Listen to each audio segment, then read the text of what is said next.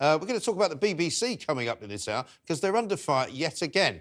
Once again, they've got it completely wrong. Newsround published an article aimed at children promoting the idea of white supremacy. I mean, you literally could not make this stuff up. To make matters worse, the article was written by controversial academic Kehinde Andrews, who thinks the late Queen was a symbol of white supremacy and who once compared Churchill to Hitler.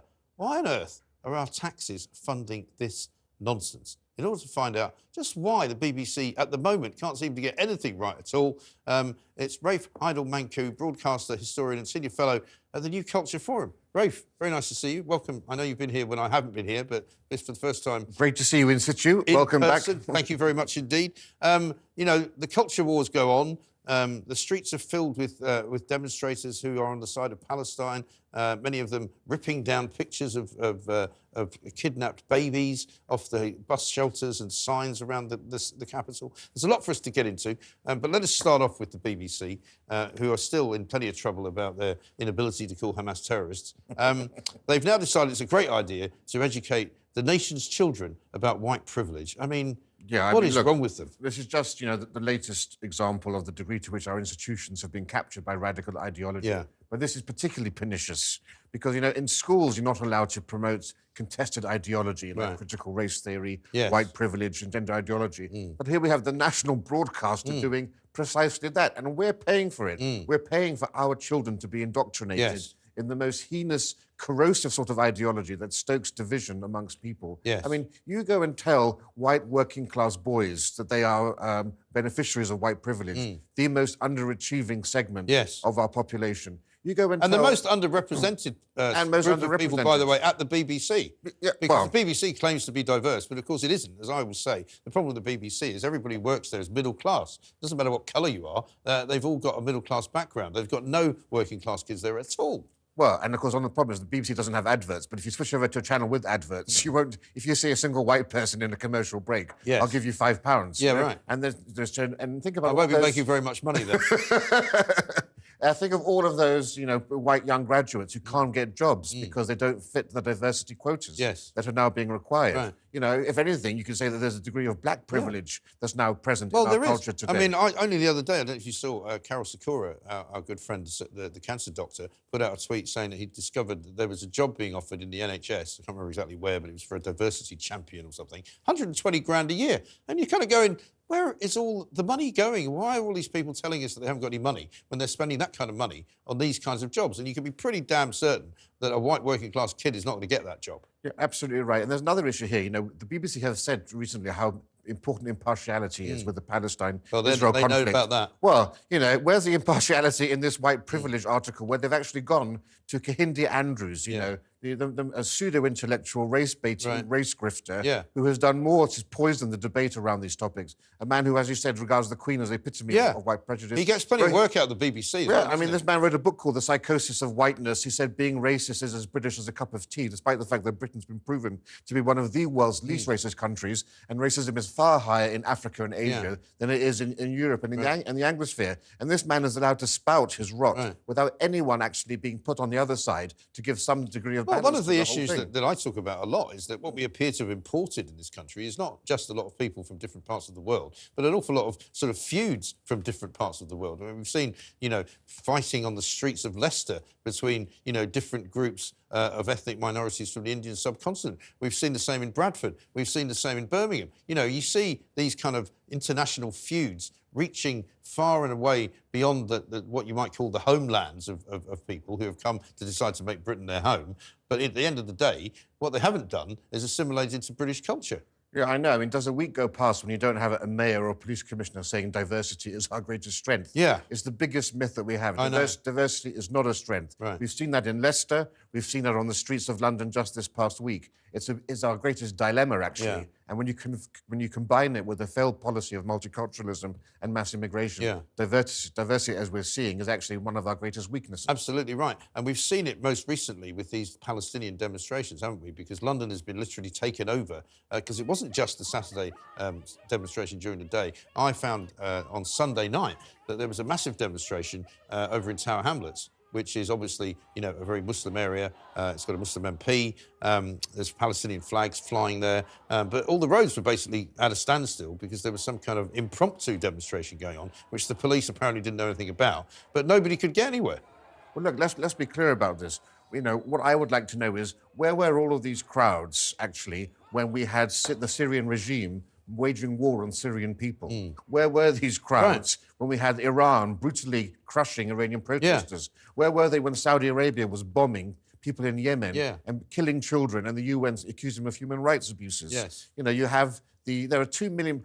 One of the things that I always want to know is Palestine is a tiny sliver of land with only 2 million people, right? Why does everyone get exercised about that when you have 12 million Muslim Uyghurs in China that no one ever protests about? The Rohingya Muslims in Bangladesh, in Myanmar and Burma, are called the world's most persecuted minority. There's complete silence when anyone attacks Muslims, except for when Israel does it, when the Jews. There's a deeply anti-Semitic core to all of this, and no one can deny that. And let's call it racist, because that's what it is. You know, anti-Semitic is somehow put in a different box from racism, but it shouldn't be. It's the same thing. Meanwhile, there was another protest, I think, outside Scotland Yard, accusing the police of not actually clamping down on anti-Semitism, because we've seen, haven't we, all over social media over the past few days, groups of young people in particular, which is particularly disturbing, groups of young people walking up to where these posters have been put up of the missing and the dead and hostages who have been taken to Gaza, some of them children, babies, and these people tearing these pictures off. Tearing them down and also actually drawing Hitler moustaches on the faces of young children hostages. It's a very odd phenomenon, isn't it? I was recording a show yesterday with the New Culture Forum, and one of our panellists, a young English Christian girl, said she was stopped last weekend on the street by 2 people who said, in a very threatening manner, "Are you a Jew?" She refused to answer, and they screamed Free Palestine at her. I mean, the thing is, I've got a lot of time for Mark Rowley, the police commissioner, normally. I think he's doing a great deal better than Cressida Dick. But this was a complete failure. You know, it's made Jews feel that they can't trust the police. It's eroded all of our trust. It's emboldened the radicals on all of this. And it's made people believe that there's two-tier policing. Because just contrast that policing compared to the Sarah Everard vigil in Clapham Common, for example. And or the lockdown protests, for example. Also, when you see the sort of the Metropolitan Police falling over themselves backwards to try and justify why they haven't arrested somebody who has, to all intents and purposes, been flying an ISIS flag. Now, to those who may be slightly uninitiated, it looks like an ISIS flag. The guy waving it is shouting ISIS slogans. It looks like an ISIS scenario. Metropolitan Police say, oh, no, that's the flag of Islamic faith. And then when they shout for jihad, even though outside of a mosque they're doing it at the behest of a prescribed terrorist group, which is a prescribed terrorist group in almost all Muslim countries in the world, not, unfortunately, in this one, they say, oh, no, they didn't mean holy war. They just meant, you know, make yourself a better person. And they're saying that behind us, in front of the sign that says calls for Muslim armies. I mean, the police, rise up. The police absolutely treated protesters with kid gloves over all of this. And, you know, there's no other way that you can interpret jihad in this context than the fact that it means for armed struggle, and they're calling for war against the Israelis. And it's a complete outrage. And if you think about it, what we've seen really is an attempt to get people waving the English flag in London, the capital of England. They were walked up to and said, if you put one word out of place, you'll be arrested. You're going to get arrested. And yet they allowed all of this to go ahead. There were only 10 arrests made during that protest. There were 275 arrests during the Notting Hill Carnival. There were 150 arrests at the lockdown protest that we had in 2020. And when EDL had a march with far fewer people, another 150 were arrested. Why were only 10 people arrested? And also, why were there only 1,000 police policing that? There are 35,000 police officers in the Met. They're so used to doing things like the Notting Hill Carnival and the Coronation, and they can ask for help from other police forces too. I think that's an absolute scandal, and I want to see how many police are going to be present this weekend. Well, I think that's going to be a very good point, because we're going to be leading up to this weekend, obviously, on the show today, but also on tomorrow, because we're also leading up to, you'll see that I'm wearing a poppy. Remembrance Sunday's coming. You know, we've already seen some activity around the cenotaph. We've already seen Palestinian protesters climbing up statues and putting Palestinian flags in the hands of, you know, historic figures. It's going to be a problem if the police don't get it right. And one of the things that I found astonishing was that on, I think, Monday morning, they put out a picture of somebody carrying a banner which actually said, "I fully support Hamas," right? And asked the question, rather ludicrously, were you there? Did you see it? To which I said, well, I thought you guys were there. Why didn't you just lift him?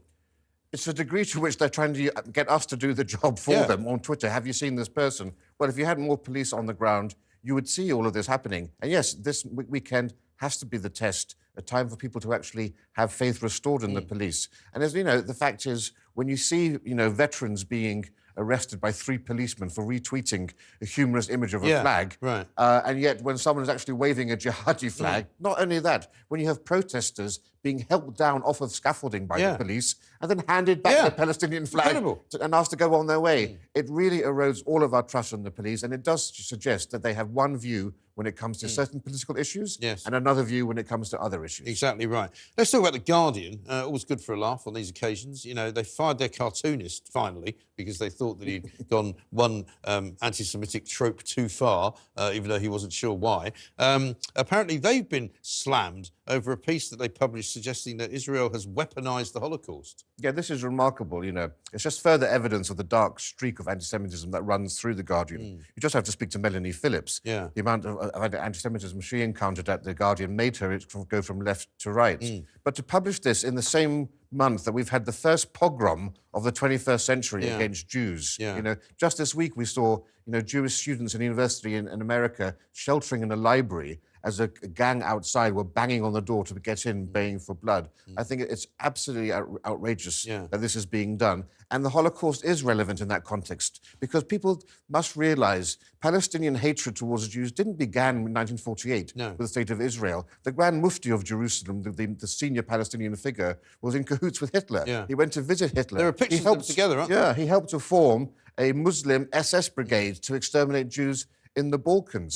The Hamas comes out of the Muslim Brotherhood, which was founded by Nazi sympathizers who actually translated Mein Kampf into My Jihad in Arabic.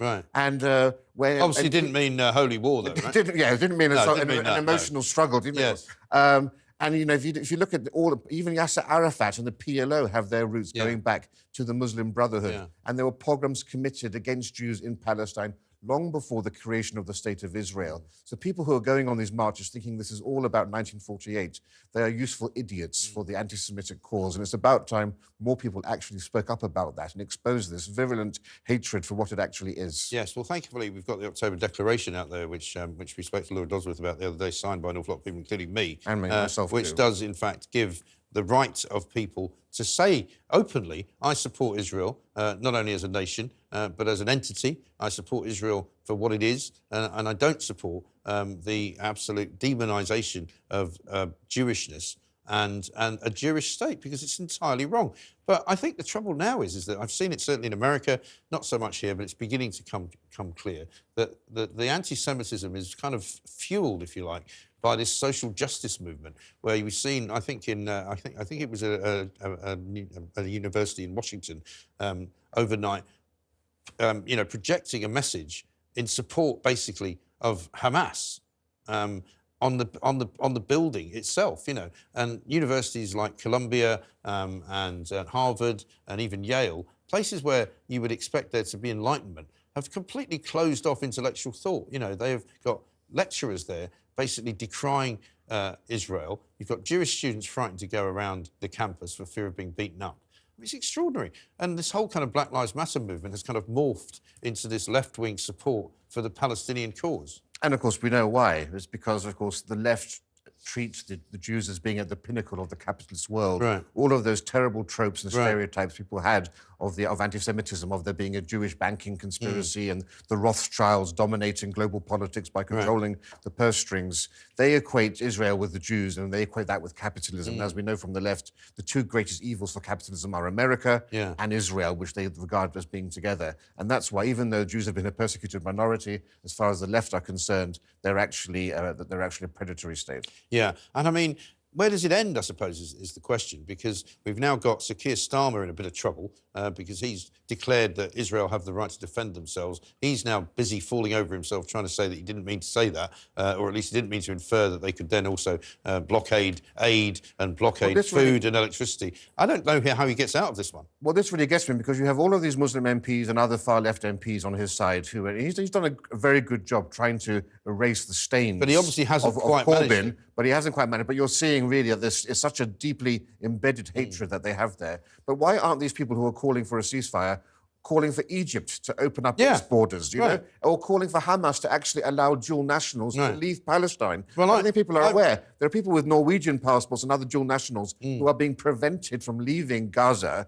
by Hamas. Right. And Egypt, of course, now, you know, Owen Jones and others say, oh, Palestine is a big open-air prison. Well, one of those prison walls is actually with Egypt. But General El-Sisi, the president of Egypt, doesn't want to flood the nation with militant Islamic fundamentalists. And he's also part of this process whereby the Arabic world wants to keep Palestinians in Gaza to keep the independence cause alive. Right. And they are actually using Palestinian people as pawns. There are thousands of people who may die because of this agenda to keep Palestinians there. They don't want to depopulate the land and therefore give more power to Israel to say, well, there's nobody in Gaza. But with all of the trillions of pounds that the Arab states have, from Saudi Arabia to UAE, they could easily build wonderful temporary refugee camps in Egypt to house them, and not just in Egypt and elsewhere. Yeah. They've got the money to do it. They're fine protesting on the streets. Why don't they put their money where their mouths are and actually do something? Did the same. The King of Jordan came out and said, we will not take any Palestinian refugees, as did Egypt. If we said it, we'd be accused of being the most racist country in the world. Well, we shouldn't be taking a single Palestinian refugee. No. They should all be housed within the Arab countries that are now protesting so loudly. Absolutely right. Let's finish up with Rachel Reeves.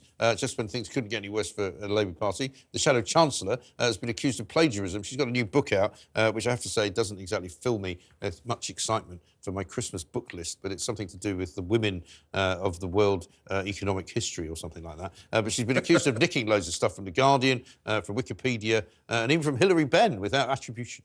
Well, I haven't seen that story. I'm not surprised. I mean, that's a book that will put me to sleep when, it will. In the best of times. Yeah. And I've also found Rachel Reeves' voice is very good at night time if I'm suffering from insomnia. So the combination of those two. Yeah, maybe if you get the book, get her reading it, and that would it could be a bestseller just for that fact alone. A very good night's sleep. Absolutely right. Rafe, great to see you. Rafe Heydel-Mankoo there. Absolutely brilliant.